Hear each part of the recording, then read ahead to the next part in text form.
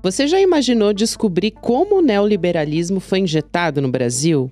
E não por acaso, mas com plano, muito dinheiro e muita articulação. Pesquisadores brasileiros foram até a Califórnia e encontraram mais de 140 caixas de documentos no Instituto Hoover, na Universidade de Stanford. O que eles descobriram é impressionante. Documentos revelam o papel de fundações dos Estados Unidos no financiamento e na estratégia para espalhar o neoliberalismo pelo Brasil. Só a Atlas Network, por exemplo, recebeu mais de 139 milhões de dólares entre 1998 e 2018. Somando os recursos de outras fundações e órgãos, mais de R$1 bilhão chegaram ao Brasil em apoio direto ou indireto, mas não foi só o dinheiro. O plano era ir além de partidos políticos e atingir professores, intelectuais, influenciadores, ocupando o debate público, a mídia e até redigindo proposta de lei no Congresso. Um relatório do Fórum da Liberdade de 2010, encontrado nos arquivos de Stanford, mostra um passo a passo de como influenciar e tomar o poder. Institutos como Millennium, Livres e MBL foram financiados direta ou indiretamente nesse processo. Essa articulação passou por universidades, pela mídia, chegou ao parlamento e, mais tarde, ao próprio governo federal. Qual o risco disso tudo para a democracia no Brasil? Segunda-feira, 4 de agosto de 2025.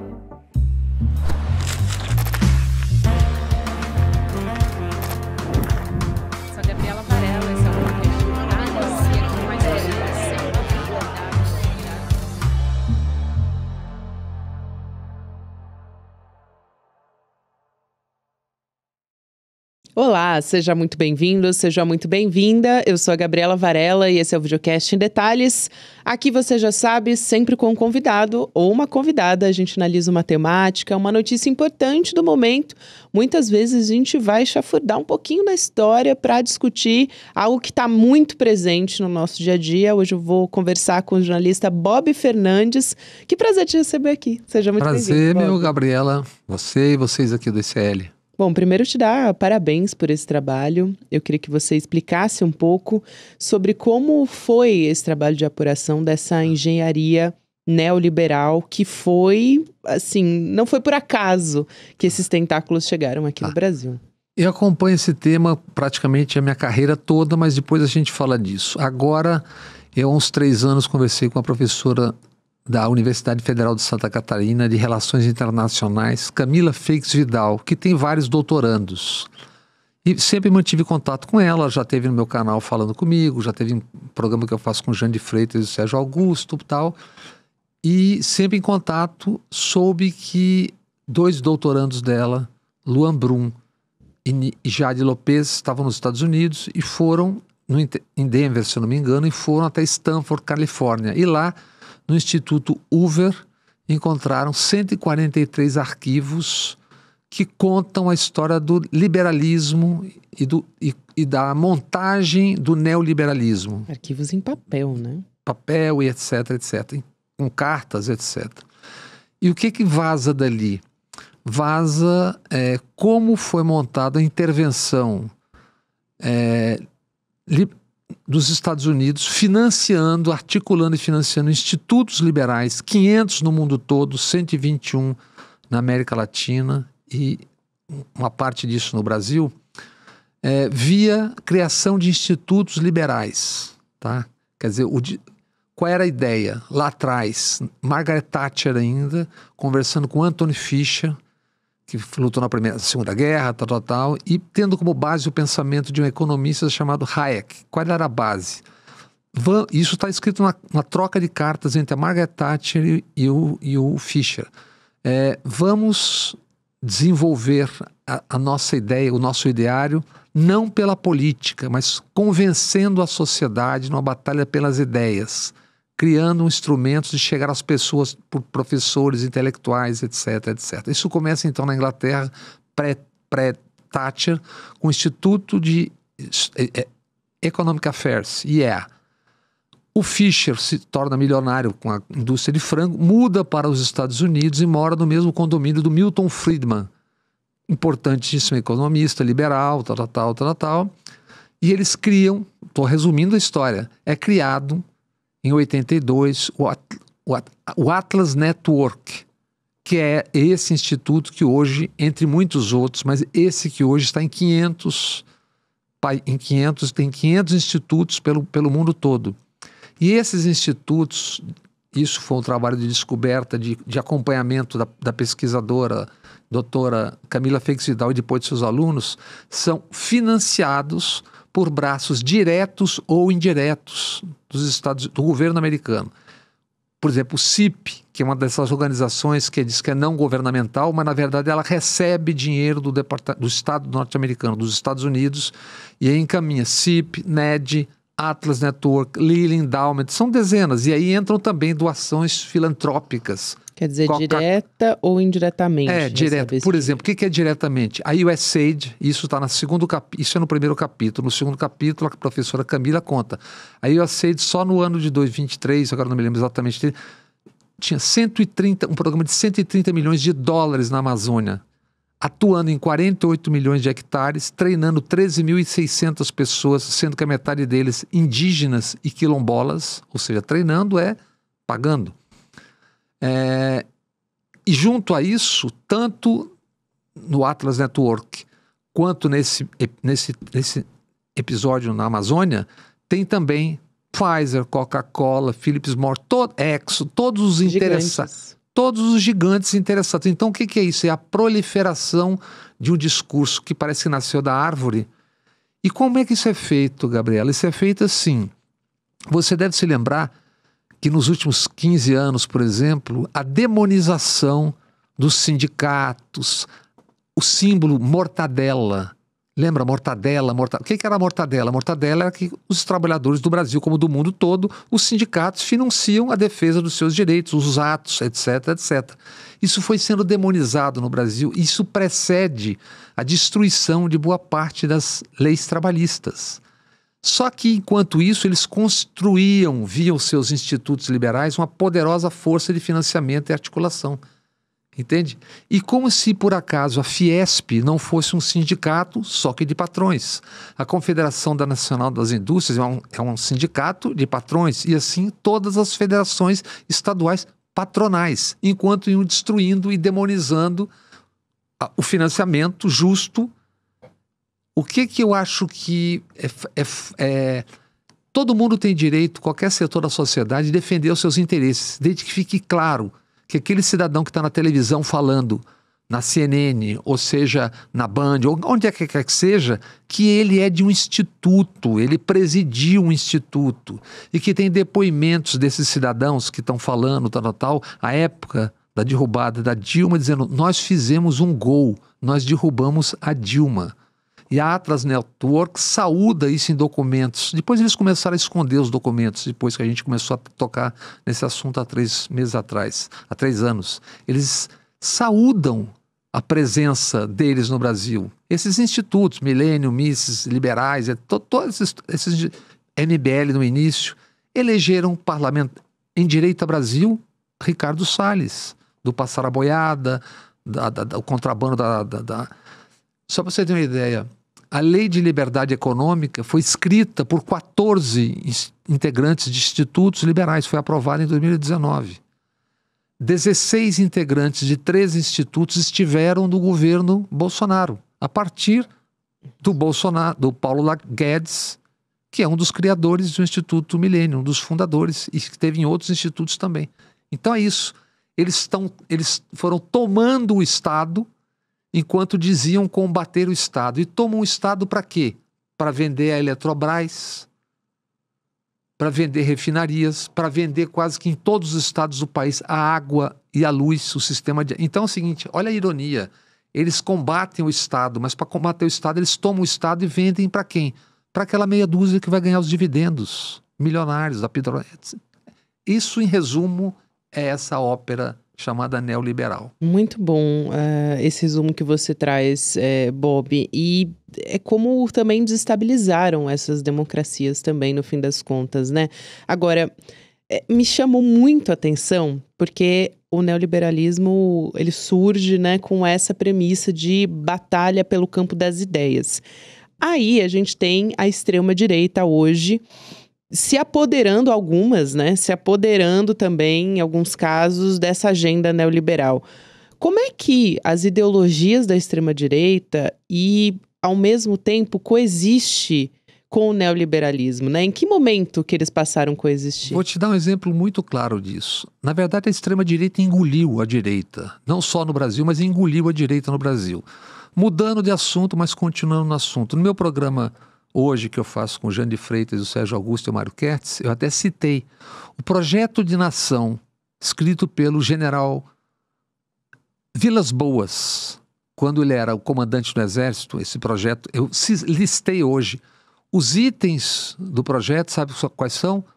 Discurso neoliberal. Todo esse ideário neoliberal está escrito no projeto de nação para 2035, que é um projeto do Exército Brasileiro. Que, aliás, aqui não cabe fazer projeto de dizer que temos que manter os nossos valores, enfrentar os radicais. Quais radicais? A extrema-direita? Os radicais que a gente está assistindo hoje são a extrema-direita. Naquela foto patética, grotesca, que parece uma peça de teatro. Da faixa do Trump Dário no Congresso. Fo, Nelson Rodrigues, Chico Anísio, não tratariam melhor os dois que figuram inicialmente, Sargento Farrur e Delegado Caveira. Ali você tem três. Você tem o coronel, você tem o deputado federal Zucco. Deputado federal Zucco, você vê como eles convergem. Ele foi lançado candidato a deputado estadual em 2018, hoje a federal, pelo então general Nativa Mourão, que naquele dia falou em montar uma frente parlamentar de militares, maio de 2018. O outro que aparece, coronel exército Crisóstomo, ele chama para um golpe. E o outro é o general Girão. Esses três caras estão na foto. Então, o Exército Brasileiro, com sua representação no parlamento, ou representantes do Exército no parlamento, que eles não deixam de ser, porque não estão na ativa, eles defendem radicalmente essa agenda liberal, neoliberal, e pior, eles estão ali defendendo um ataque do presidente dos Estados Unidos e dos Estados Unidos ao país. Aquelas pessoas que estão naquela foto ali é histórica. A foto não, é uma imagem, mas se você segura aquela foto é uma foto para a história, tanto quanto uma que tinha na época do Eduardo Cunha, que estão todos em torno dele, assim, como se fosse um U, que estava aqui em Cataguiri, é isso. Aquela foto é histórica. Então, não é... Isso invadiu a sociedade de formas várias. Por isso que eles chamam de batalha pelas ideias. Perfeito. E eu também penso muito no tarifaço dos 50% do Donald Trump quando a gente pega a questão da interferência dos Estados Unidos no Brasil. Como você disse, não é uma coisa nova, né, Bob? Mas se você materializar essa interferência que você conta toda nessa série documental, vendo uma espécie de extorsão, né? Porque não tem outra palavra, isso é extorsão, para conseguir o que Donald Trump quer. Chantagem, exatamente. É uma imposição, então isso tudo se conecta. Acho que é o exemplo perfeito e recente que a gente tem. Tudo se conecta. Lembrando que essa chantagem que esses cidadãos foram defender ali é precedida por duas falas, que eu não sei como é que é possível que em algum momento se dê em cadeia. Eduardo Bolsonaro, que um dia prometeu fechar o Supremo com um soldado e com o cabo, ele pregou pedindo ao Donald Trump, aos Estados Unidos, que mande um porta-aviões para o Lago Paranoá. Como é que um porta-aviões, que é um navio, chega no lago? Talvez venha via Mar de Espanha, que é uma cidade que tem em Minas, né? E o outro filho, Bolsonaro, Flávio 01, senador, sugeriu 2 bombas atômicas. Então... Mas isso não é novo. A gente está falando isso agora, que são variadíssimas formas de intervenção. Por exemplo, entre 99 e 2004, eu escrevi à época na Carta Capital 82 páginas, 8 capas de reportagem, contando como é que dentro do Brasil e dentro da Polícia Federal, CIA, DEA e FBI atuavam. Para você ter uma ideia, a área mais sensível da Polícia Federal foi construída com verba do Departamento de Leia-se, os 20 primeiros carros vieram da CIA do Paraguai, foi $500 milhão, uma doação para construir essa área e para trabalhar nessa área, que acho que hoje isso acabou quando o Márcio Tomás Bastos e o Paulo Lacerda, delegado, cortaram isso. Mas eles atuavam dentro da Polícia Federal. A pessoa, o delegado ou o agente que fosse trabalhar na Polícia Federal, na área mais sensível, escuta, tinha que ir a Washington, não a Langley, que é a sede da CIA, se submeter a um teste de detector de mentiras e perguntavam se ele era homossexual e se ele era corrupto ou não. A gente deu os nomes de alguns deles para trabalhar dentro da Polícia Federal. Então e tinha bases, a operação conjunta, tinha bases da Polícia Federal no Brasil que tinha regime de informação compartilhada. Isso tudo foi contado com nome, endereço, jamais desmentido. Publicamos a lista de quem eram os chefes do serviço no Brasil. Então isso já foi muito mais escancarado nos anos 90 até 2002, quando Márcio Thomas Bastos. Então as formas de intervenção mudam, mas elas continuam e são muitas. Outro exemplo, todo ano está acontecendo no Brasil, e um ano lá, um ano cá, tropas conjuntas dos Estados Unidos treinando dentro do território brasileiro. Agora, entre 1º e 4 de novembro, vai ter, chama-se COR, o nome dessa operação. Vai ter em Petrolina e Lagoa Grande, em Pernambuco, está marcado. Com esse contexto atual, marcado um exercício conjunto de tropas dos Estados Unidos dentro do Brasil. Já fizeram no norte do país, no Pará, já fizeram aqui no Vale do Paraíba, Resende, que é a base da AMAN, onde tem os batalhões de caçadores e treinamento aqui no Vale do Paraíba. Então você imagina como isso está muito mais presente do que as pessoas supõem. Muito mais. As pessoas acham que o movimento que levou ao golpe da presidente Dilma foi um movimento orgânico. E aqui fica muito claro que foi tudo arquitetado.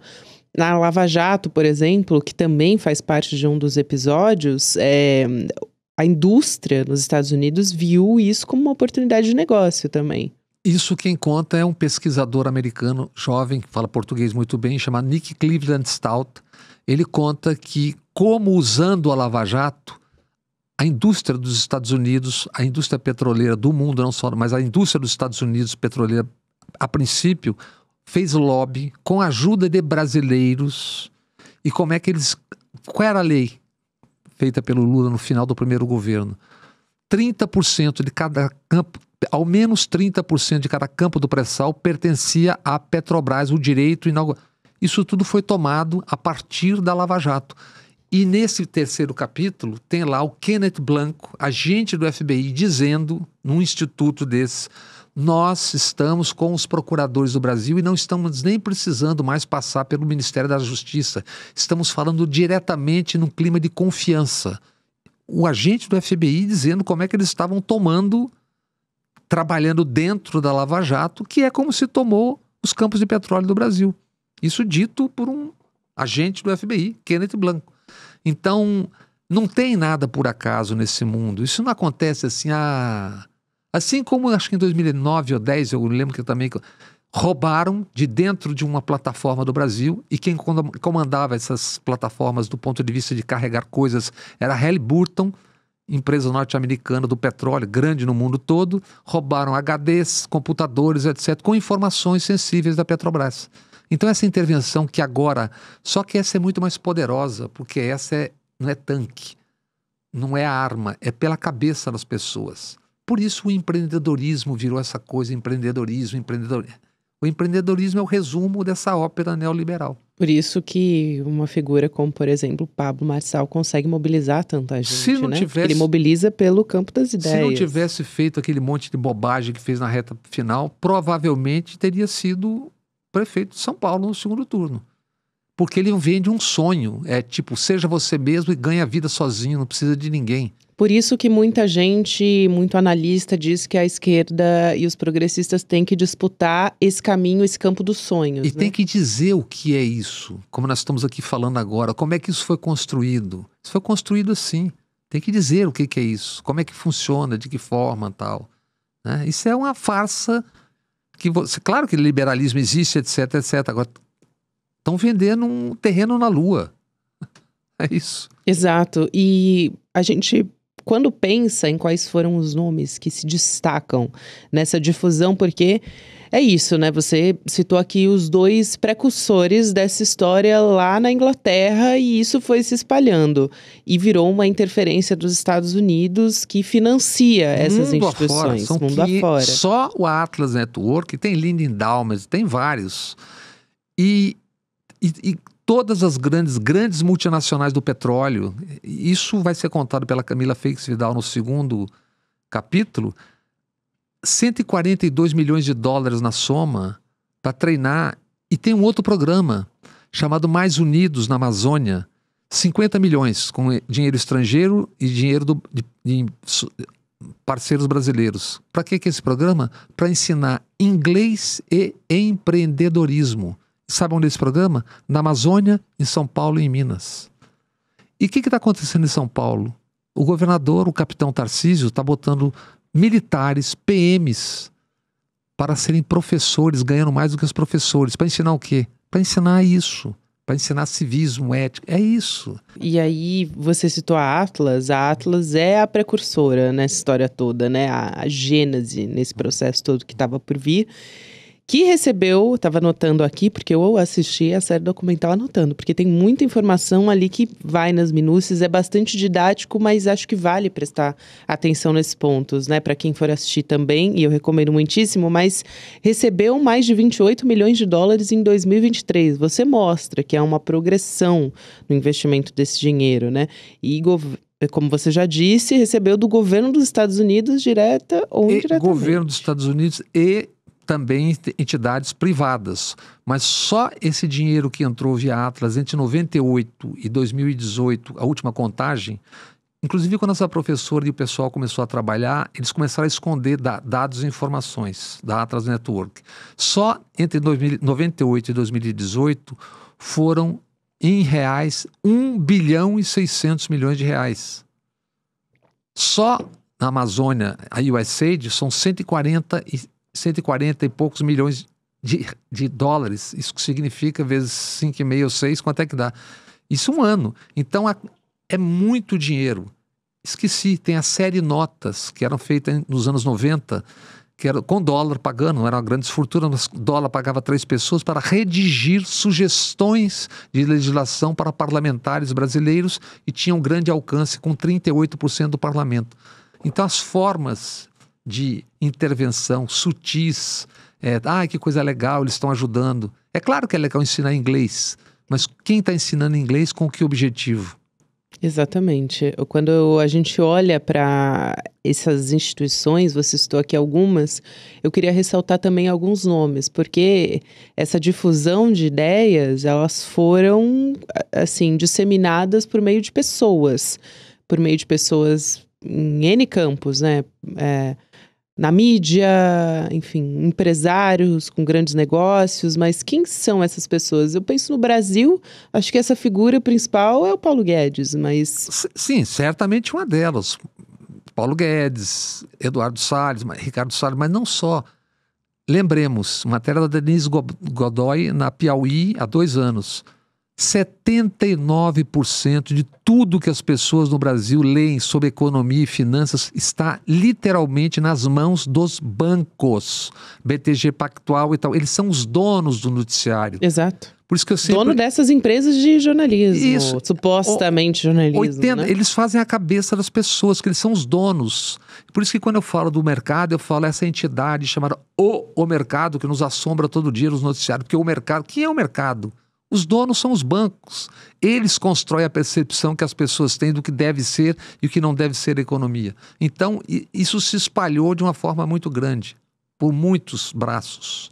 Por muitos braços, e a gente vê que isso, atrelado à extrema-direita e a esse projeto de extrema-direita, porque a gente tem, por exemplo, Eduardo Bolsonaro entrando nessa história já lá no passado, até quando o Jair Bolsonaro vira presidente, ele se tornou a figura principal na família para realmente mobilizar no exterior, viajando, fazendo viagens muitas vezes inexplicáveis, né, Bob? Quando a gente vê que ele articulou aqui com um dos articuladores da campanha do próprio Javier Milei, enfim...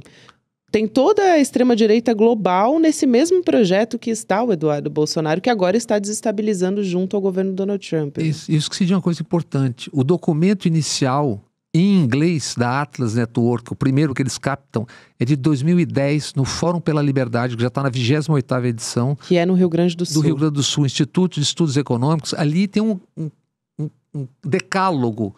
Procurem a Globo para fazer depois do seminário. Levem às televisões, às emissoras, os defensores do nosso ideário. Ataquem o terceiro plano de direitos humanos do governo Lula, em inglês. Ali você tem isso 3 anos antes das ruas de junho de 2013. Só para lembrar que isso está tudo no canal Bob Fernandes no YouTube, isso que a gente está falando aqui. Exatamente. Tá? Bem observado, são 3 Bob, porque capítulos. no final eu ia te lembrar de dar essa São 3 capítulos. essa informação. São 3 capítulos, é isso. E tem o Instituto Conservador Liberal do Eduardo Bolsonaro, lá ele dá cursos, né, de como espalhar esse pensamento, uma parte ali catapultada pelo Steve Bannon, enfim, pelo Olavo de Carvalho, por esses pensadores ali da extrema-direita, né, e que, juntando com o pensamento neoliberal, dá nisso tudo que a gente está discutindo aqui. Isso, até quando mantinha no ar o Atlas Network, quando a professora Camila e o pessoal começou a investigar e publicar, eram 16 institutos mais conhecidos. Hoje já não se sabe quantos são. Esse é o panorama inicial das coisas do Brasil. Além de conhecer, que eu acho que é o mais importante do seu trabalho e fundamental, quero te dar parabéns, assim, pelo... Também por você conseguir pegar uma pesquisa que é tão aprofundada, né, que esses pesquisadores fizeram, que é a Jade Lopes, o Luan Brum, enfim, os demais que você citou aqui, a Camila também. Mas como é que a gente pode pensar numa contracorrente a tudo isso? Eu acho que primeiro, se as pessoas prestarem atenção no que foi feito e descobrir como é que se constrói isso. Vocês aqui, por exemplo, vocês estão fazendo um trabalho, vocês têm cursos, etc., dezenas de cursos. Aquilo ali é construção de linguagem, construção de conhecimento. O que eles fizeram foi espalhar as ideias que eles acreditam. A princípio, sem problemas, desde que o distinto público saiba do que se trata. Que aquilo ali está sendo feito de que forma, para que forma, de que forma. E não acredite que isso é uma coisa benéfica que caiu do céu. Sem contar, a gente não está nem embutindo as fake news aqui na nossa conversa. Aí né? É um outro departamento, que é... Isso tudo é um jogo que joga junto com as chamadas Big Techs, que impõem ao jornalismo, deixa o jornalismo de joelhos, porque impõe uma velocidade a tudo, que o morto de manhã já não serve à tarde se não der audiência, o escândalo de hoje, se à tarde não tiver já... E obriga todo mundo a ficar brincando de fazer cortes para poder ganhar audiência fácil. Que esse é o jogo, né? Isso é a imposição dessa mecânica das Big Techs. Isso emburrece as pessoas, né? As pessoas, nem o jornalismo que está fazendo consegue manter a capacidade de refletir e de continuar fazendo, porque caiu audiência, entende? Então isso é a forma e o conteúdo, não é só a forma e nem só o conteúdo, é a forma e o conteúdo. Por isso que é tão importante o que vocês fazem, o que nós fazemos, entende? Fundamental, Bob. Por favor, aqui, reforça o seu canal para que as pessoas possam assistir Canal a Bob série. Fernandes, canal Bob Fernandes, ou canal Bob Fernandes Oficial no YouTube. Tem nas redes todas, tal, mas os programas inteiros, sem nenhuma preocupação de ser ligeirinho, rapidinho, cortinho. Não é para isso. Não é para isso. Está tudo lá explicadinho, bonitinho, por quem fez. Excelente. No caso, os professores. 3 episódios. 3 episódios. Obrigada, Bob. Um prazer Obrigado te receber a você, aqui. Gabriela. Você é muito bem-vindo sempre. Tá bom. Prazer estar aqui com você e com vocês. Até mais. Até mais. A gente já te contou o que é o ICL Eterno, mas eu vou reforçar com você que para fazer parte dessa comunidade ICL, ter acesso a todas as nossas novidades e as que já existem também na nossa plataforma, é por tempo limitado. Então, eu até anotei aqui uma cola, porque é muita coisa, tá, gente? Então, você se prepara, essa lista é grande, você vai ter acesso como membro ICL Eterno à plataforma do ICL, ao empreendedor mestre, ao investidor investidor mestre e também ao PEX, que é a nossa formação esportiva aqui do ICL. Tem um catálogo exclusivo do ICL para filme e documentário, mais de 100. E também tem os que ainda vão ser lançados ainda nesse ano na nossa plataforma. Tem direito a estudar uma pós do ICL e também uma Master Internacional da sua escolha. Isso é por ano e para sempre. Não tem limite. Também acesso compartilhado com os membros da sua família e certificados nominais. Então, é uma coisa comunitária mesmo com a sua família, uma medalha de membro eterno do ICL e também a possibilidade de ser eternizado no nosso sonho de construir um centro cultural, porque o nosso projeto é ambicioso desse tamanho também. Agora tem o Mercado Investimentos, na sequência o Rolê ICL, e você pode ouvir em detalhes em qualquer momento do seu dia pelas plataformas de áudio. Amanhã a gente está de volta. Tchau, tchau. Para celebrar o sucesso da nossa campanha Somos 99% e concluir essa série de encontros do ICL Eterno, a gente vai lançar no dia 5 de agosto o documentário Quanto Custam os Ricos no Brasil. E aí vocês vão entender de uma maneira super fácil e até divertida, porque está muito bem feito o documentário. Essa história de que o rico paga menos imposto, o pobre paga mais imposto, de onde o dinheiro sai, para onde o dinheiro vai, quais são as injustiças nessa história e por que são injustiças. Tudo isso, dia 5 de agosto, às 8 horas da noite, tá bom? Um abração e até 5 de agosto. Você sabia que todos os nossos programas estão no Spotify? A notícia não pode parar e agora você pode acompanhar todos os nossos programas onde e quando quiser. Siga nossos canais no Spotify e tenha acesso ao Chico Pinheiro Entrevista, Desperta ICL, Rolê e muito mais. ICL no Spotify. Informação que te acompanha.